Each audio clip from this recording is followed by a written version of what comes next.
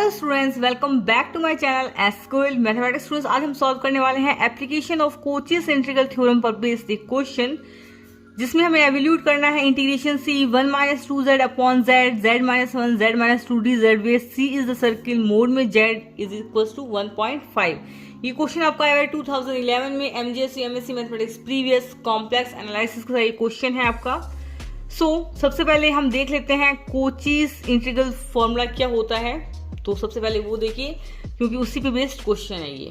देखिए students, कोचीज integral theorem हमारे पास क्या होती है। If a complex function F Z is analytic on a simple close curve C, then integration C F Z D Z is equal to 0। तो यहाँ से देखिए स्टूडेंट्स, ये हमारे पास एक क्लोज कर्व है, ठीक है। तो इस क्लोज कर्व में हमारे पास फंक्शन यदि एनालिटिक है, हमारे पास जो फंक्शन है एनालिटिक है, तो इस फंक्शन के इंटीग्रेशन की वैल्यू हमारे पास क्या होगी, 0 होगी, ठीक है।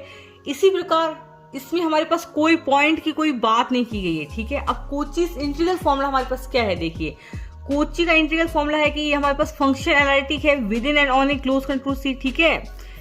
हमारे पास फंक्शन एनालिटिक है within and on a close contour C, और ए हमारे पास इसके अंदर एक पॉइंट है, और ये जो ए पॉइंट है इस पर हमारा फंक्शन डिफाइन नहीं है। नोट दिस पॉइंट स्टूडेंट्स, ये जो हमारे पास ए पॉइंट है उस पर हमारा फंक्शन डिफाइन नहीं है।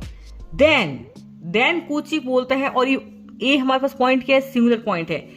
Then F of A value, यानी कि इस पॉइंट पर फंक्शन की वैल्यू हमारे पास क्या होगी, 1/2 pi iota integration C F Z upon Z minus A D Z, ठीक है। स्टूडेंट्स, हमें यहाँ पर इंटीग्रेशन की वैल्यू फाइंड करनी है, ठीक है। तो integration C F Z upon Z minus A D Z की वैल्यू हमारे पास क्या होगी, एफ ए मल्टीप्लाई में 2 पाई आयोटा, है ना, एफ ए मल्टीप्लाई में 2 पाई आयोटा, ठीक है।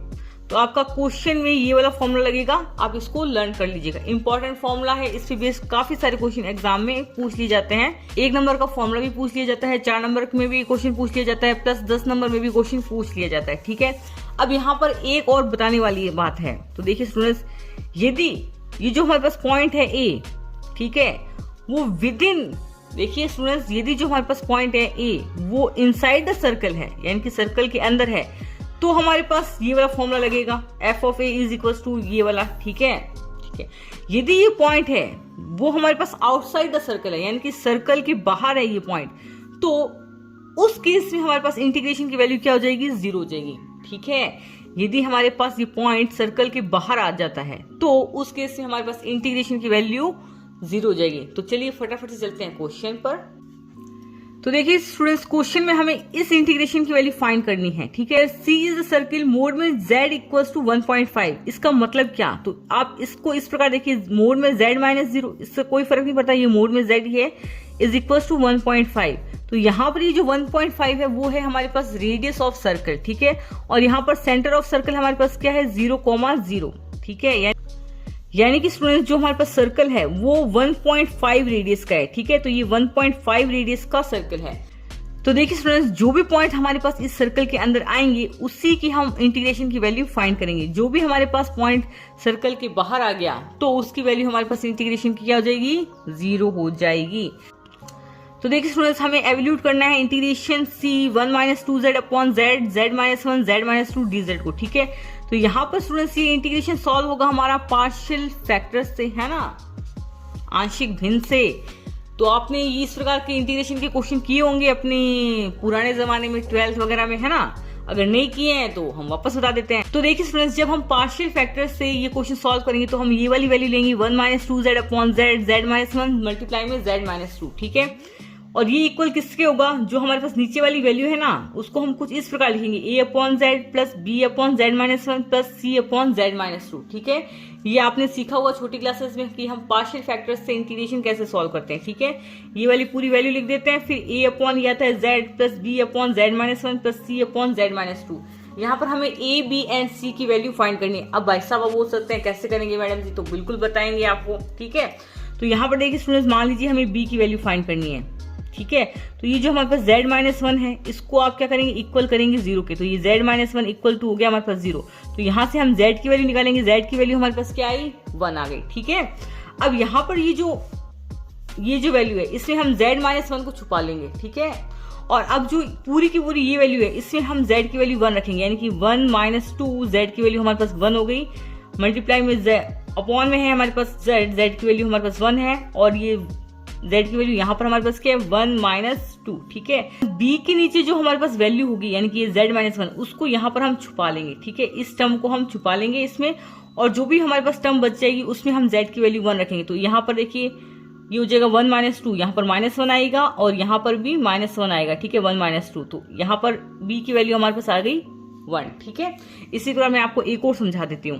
तो यहाँ पर इसको मैं इस प्रकार लिख सकती हूँ a अपॉन z माइनस 0। तो यहाँ से हमारे पास z की वैल्यू क्या आएगी 0 आएगी, है ना। तो यहाँ पर हम a के नीचे वाली टर्म कौन सी है z, इसको छुपा लेंगे। तो अब इसमें रखिए z की वैल्यू 0, तो ये 1 माइनस 0 हो जाएगा अपॉन में 0 माइनस 1 और 0 माइनस 2, है ना। ये 1 माइनस 0 अपॉन में ये 0 माइनस 1 माइनस 1 और 0 माइनस 2 माइनस 2।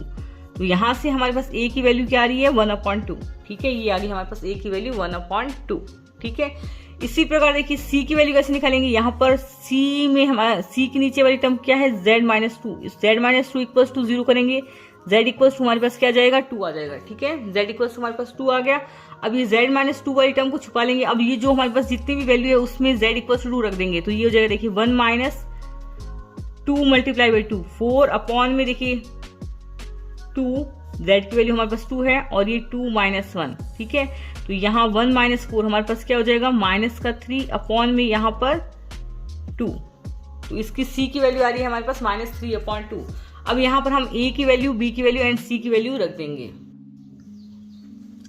तो देखिए स्टूडेंट्स यहाँ पर हमने a की वैल्यू और b की वैल्यू और c की वैल्यू रख दी है, ठीक है। a की वैल्यू थी हमारे पास 1/2, b की वैल्यू थी हमारे पास 1 और c की वैल्यू थी हमारे पास माइनस में 3/2। तो इसकी वैल्यू हमारे पास आ गई कुछ इस प्रकार। तो इंटीग्रेशन में जो हमारे पास ये वाली वैल्यू थी उसको हम कुछ इस प्रकार लिखेंगे, यानी कि अब हम इसके क्या कर सकते हैं अलग अलग इंटीग्रेशन कर सकते हैं, है ना। ये हमारे पास एक अलग वैल्यू होगी, ये अलग वैल्यू होगी और ये अलग वैल्यू होगी। तो इस प्रकार हम क्यों करते हैं पार्शियल फैक्टर्स, ताकि इंटीग्रेशन करने में हमें भाई साहब जी थोड़ा इजी रहे। स्टूडेंट्स ये जो हमारे पास वैल्यू थी जो कि ये आई थी, अब हमने इसको अलग अलग इंटीग्रेशन में लिख दिया। ये हमारे पास इंटीग्रेशन में है ना, तो इसमें हम इंटीग्रेशन लगाएंगे। तो इसको हम इंटीग्रेशन को यहाँ पर इस वैल्यू को, इस वैल्यू को और इस वैल्यू को अलग अलग करके लिख सकते हैं, ठीक है। स्टूडेंट्स हाफ हमारे पास कांस्टेंट है, इसको हमने बाहर ले लिया। तो ये हो गया हमारे पास integration c 1/z dz plus integration c 1/z minus 1 minus में 3/2 जो कांस्टेंट है उसको हमने बाहर ले लिया है। Integration c 1/z minus 2 dz, ठीक है। हमारे पास सर्कल की रेडियस क्या थी 1.5 रेडियस का सर्कल था।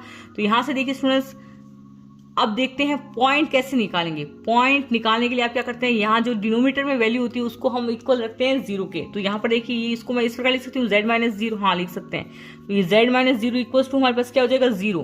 तो यहाँ पर z की वैल्यू हमारे पास क्या आ रही है 0, यानी कि ये z इक्वल्स टू 0 हमारे पास सर्कल के अंदर ही है कहीं, ठीक है। ये पॉइंट हमारे पास सर्कल के अंदर है, तो इसकी इंटीग्रेशन की वैल्यू हम निकालेंगे बाय कोचीज क्या फॉर्मूला अभी बताया था जो, ठीक है।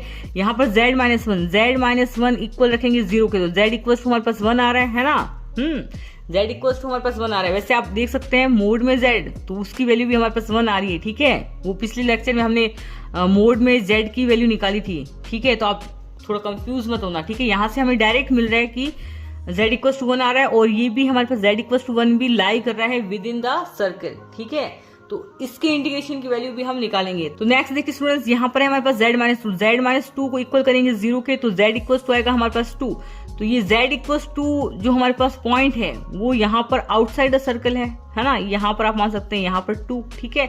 z इक्वल टू 2, तो ये सर्कल के बाहर आ गया पॉइंट, ठीक है। हमारे पास सर्कल की रेडियस क्या है 1.5, ठीक है। और पॉइंट हमारे पास आ रहा है z इक्वल टू 2 जो कि सर्कल के बाहर है। तो जो भी पॉइंट हमारे पास सर्कल के बाहर आ रहा है उसका हम क्या नहीं निकालेंगे, इंटीग्रेशन बिल्कुल नहीं निकालेंगे बाय कोचीज इंटीग्रल थ्योरम, ठीक है। स्टूडेंट्स जो हमारे पास पॉइंट आउटसाइड द सर्कल है उसके इंटीग्रेशन की वैल्यू हमारे पास क्या हो जाएगी 0 हो जाएगी। तो स्टूडेंट्स आप इस प्रकार लिख देंगे now z equal to 0 and z equal to 1 lie with in the contour C, यानी कि जो z इक्वल टू 0 पॉइंट है और z इक्वल टू 1 पॉइंट है वो कंटूर के अंडर है। स्टूडेंट्स जो हमारे पास z इक्वल टू 2 पॉइंट है वो आउटसाइड द सर्कल है, तो उसके इंटीग्रेशन की वैल्यू हमारे पास 0 हो जाएगी, ठीक है। तो देखिए स्टूडेंट्स अब हम लगाएंगे कोचीज इंटीग्रल फॉर्मूला जो कि हमारे पास क्या था integration c f(z) dz upon z minus a is equal to 2 pi iota f of a, ठीक है। तो यहाँ पर ये है हमारे पास इंटीग्रेशन। तो देखिए स्टूडेंट्स, ये है हमारे पास इंटीग्रेशन। इस इंटीग्रेशन में देखिए सबसे पहले हमारे पास एफ जेड की वैल्यू क्या है, तो एफ जेड की वैल्यू यहाँ पर इस इंटीग्रेशन में है हमारे पास 1, ठीक है। ये पहले इंटीग्रेशन ये था, ठीक है। अब ये इंटीग्रेशन 3 इंटीग्रेशन में डिवाइड हो गया है, ठीक है। तो अब इस इंटीग्रेशन के लिए कोचीज फॉर्मूला लगेगा, ठीक है, अलग से। इस इंटीग्रेशन के लिए भी कोचीज फॉर्मूला लगेगा अलग से। इस इंटीग्रेशन में भी कोचीज इंटीग्रल फॉर्मूला लगेगा अलग से, ठीक है। फिर इन तीनों को हम जोड़ेंगे, ठीक है। हालांकि ये हमारे पास जो पॉइंट है आउटसाइड द सर्कल आ गया, तो इसमें कोचीज इंटीग्रल थ्योरम लगेगी। आउटसाइड द सर्कल के लिए हमारे पास इंटीग्रेशन की वैल्यू क्या आती है, 0 आती है। ये मैंने अभी आपको बता दिया, ठीक है। तो इसकी वैल्यू तो हमारे पास 0 हो जाएगी। इन दोनों की वैल्यू हमें फाइंड करनी है कोचीज इंटीग्रल फॉर्मूला की सहायता से, जो कि हमने लिखा दिया, ठीक है। तो सबसे पहले इसमें हम फाइंड करते हैं। एफ जेड की वैल्यू हमारे पास 1 आ गई, और इसको मैं जेड माइनस 0 लिख सकती हूँ, बिल्कुल लिख सकती हूँ। तो यहाँ पर हमारे पास पॉइंट क्या है, जो हमारे पास ये होता है ना फॉर्मूला, देखिए F Z D Z upon Z minus A. तो एफ जेड की वैल्यू हमारे पास हो गई 1, और जेड माइनस ए की वैल्यू यहाँ पर हमारे पास क्या है, जेड माइनस 0। तो ए की वैल्यू यहाँ पर इस इंटीग्रेशन में है हमारे पास में 0, ठीक है। इस इंटीग्रेशन में देखिए एफ जेड हमारे पास इस इंटीग्रेशन में भी क्या होगा, 1 होगा, और अपॉन में आता है हमारे पास z माइनस ए की वैल्यू हमारे पास क्या है यहाँ पर 1, यानी कि यहाँ पर a हमारे पास क्या है इस इंटीग्रेशन के लिए 1, ठीक है। इसको आप इससे कंपेयर करेंगे, ठीक है। अब देखिए स्टूडेंट्स, इंटीग्रेशन की वैल्यू हमारे पास क्या होती है, 2 पाई आयोटा एफ ऑफ ए। तो देखिए स्टूडेंट्स 1/2, और इस इंटीग्रेशन की वैल्यू हमारे पास क्या आएगी, 2 पाई आयोटा एफ ऑफ ए की वैल्यू यहाँ पर हमारे पास क्या है, 0, ठीक है। इसी प्रकार इस इंटीग्रेशन की वैल्यू आएगी हमारे पास 2 पाई आयोटा एफ ऑफ ए की वैल्यू इस इंटीग्रेशन में हमारे पास क्या है, 1, ठीक है। और ये इंटीग्रेशन में हमारे पास जो पॉइंट है वो आउटसाइड द सर्कल है, तो इसकी वैल्यू हो जाएगी हमारे पास 0। और एफ ऑफ 0 की वैल्यू हम क्या फाइंड करेंगे, कैसे। और स्टूडेंट्स एफ ऑफ 0 की वैल्यू हम कैसे फाइंड करेंगे, जो भी हमारे पास एफ जेड था, एफ जेड हमारे पास यहाँ पर 1 है। तो देखिए स्टूडेंट्स, जो भी हमारे पास एफ जेड है, एफ जेड की वैल्यू हमारे पास क्या है, यहाँ पर 1 है, ठीक है। तो उसमें यहाँ पर z की जगह हम a पॉइंट को रखेंगे, यानी कि f ऑफ a हमारे पास यहाँ पर क्या है, 0। तो f ऑफ 0 की वैल्यू यहाँ पर हमारे पास 1 ही आएगी, ठीक है। और इस इंटीग्रेशन में हमारे पास f ऑफ z भी हमारे पास इस इंटीग्रेशन में है 1। तो यहाँ पर स्टूडेंट्स f ऑफ 1 a, यहाँ पर z की जगह हम a इक्वल्स टू 1 रखेंगे। तो यहाँ पर f ऑफ 1 की वैल्यू भी हमारे पास क्या आएगी, 1 आएगी, ठीक है। मान लीजिए थोड़ा सा मैं आपको ये समझ में नहीं है तो मैं वापस बता देती हूँ। मान लीजिए हमारे पास एफ जेड की वैल्यू आ रही है z माइनस में 1, ये ठीक है ना। मान लीजिए कोई ऐसी वैल्यू आ रही है, तो यहाँ पर जब हम f ऑफ 0 की वैल्यू निकाल रहे हैं, ठीक है, ठीक है, f ऑफ 0, यानी कि यहाँ पर हम एफ जेड में z इक्वल्स टू a, यहाँ पर z इक्वल्स टू a होगा अब, ठीक है। z की जगह हम a की वैल्यू रख रहे हैं, ठीक है, यानी कि a हमारे पास क्या है, 0। तो यहाँ पर देखिए हम वैल्यू निकालेंगे, f of z equals to z minus 1 है, तो f ऑफ 0, ठीक है। यहाँ पर हम z इक्वल्स टू a, और a की वैल्यू हमारे पास क्या है, 0, ठीक है। तो ये हो जाएगा f ऑफ 0, और z की वैल्यू हमारे पास क्या हो जाएगी, 0 माइनस 1। तो f ऑफ z की वैल्यू क्या हो जाएगी, -1, ठीक है। यहाँ पर हमारे पास एफ जेड की वैल्यू वैसे 1 है, तो यहाँ पर हम कोई भी पॉइंट रखें तो उसकी वैल्यू हमारे पास क्या आने वाली है, 1 ही आने वाली है, ठीक है। तो यहाँ पर f0 की वैल्यू भी हमारे पास 1 आ गई, और f1 की वैल्यू भी हमारे पास 1 आ गई, ठीक है। ये 2 से 2 आपका कैंसिल हो जाएगा, तो ये 2 pi iota plus pi iota क्या हो जाएगा, 3 पाई आयोटा, ओके। तो स्टूडेंट्स ये क्वेश्चन आपका पूरा कंप्लीट हो चुका है। आई होप आपको ये वीडियो पसंद आया होगा। यदि वीडियो पसंद आए तो लाइक जरूर कर दें। बस, थैंक यू।